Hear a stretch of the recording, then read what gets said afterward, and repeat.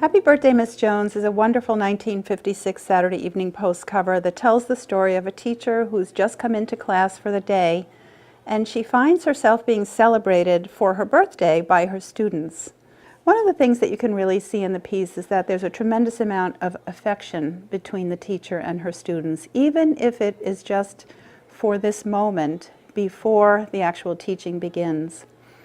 Rockwell said that he was inspired to do the piece by the memory of a very favorite 8th grade teacher who he said encouraged his drawing and put up with the fact that he did love to scribble on the blackboard and create drawings to entertain his fellow students.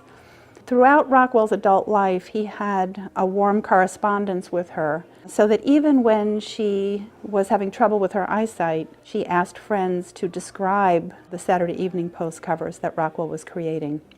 Happy Birthday, Miss Jones. I use some elements from 1950s popular music, including the 1-6-2-5 progression, boom, boom, boom, boom, and have that, underlying, but not the whole thing. So again, I reference the popular culture, but it's not only that. As with the Rockwell paintings, you see some accessible elements, so you can immediately enter into it, but it also has these other subtle elements that are there, sort of draw you in, and so I aspired again to do something like that with the music.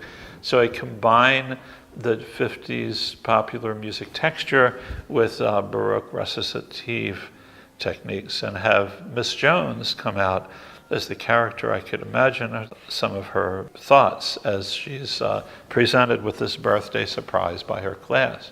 We're presenting Miss Jones as a great American hero who's in there with the kids every day, giving of herself. And so I tried to bring that out in the music. So again, the children will be important in this piece. So then the parents come in, and a kind of second verse, the parents come in with the same material. There's also a sequence where I'm imagining the morning scenes where the families get their kids ready for school.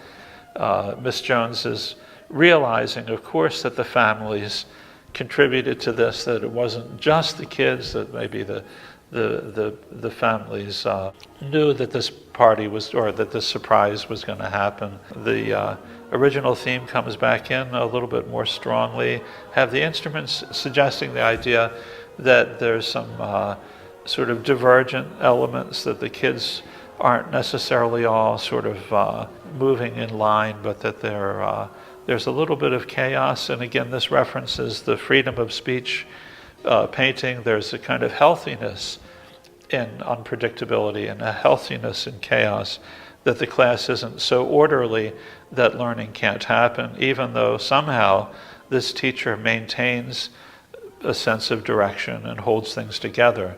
And then it sort of unifies again, and then all the voices are saying happy birthday, the chords really stretch out, and then finally the kids, with a little humorous touch, conclude two-note motif at the very end.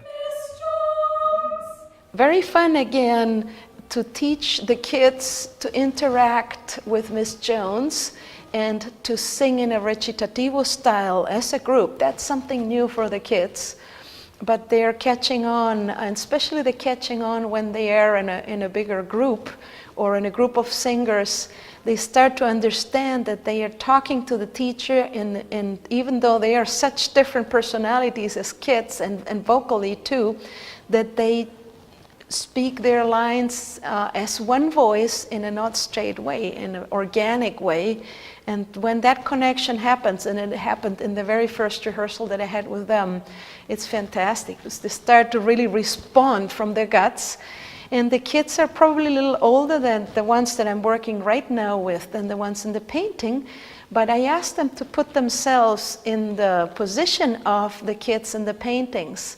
And they actually enjoy or starting to understand how to portray younger kids as well.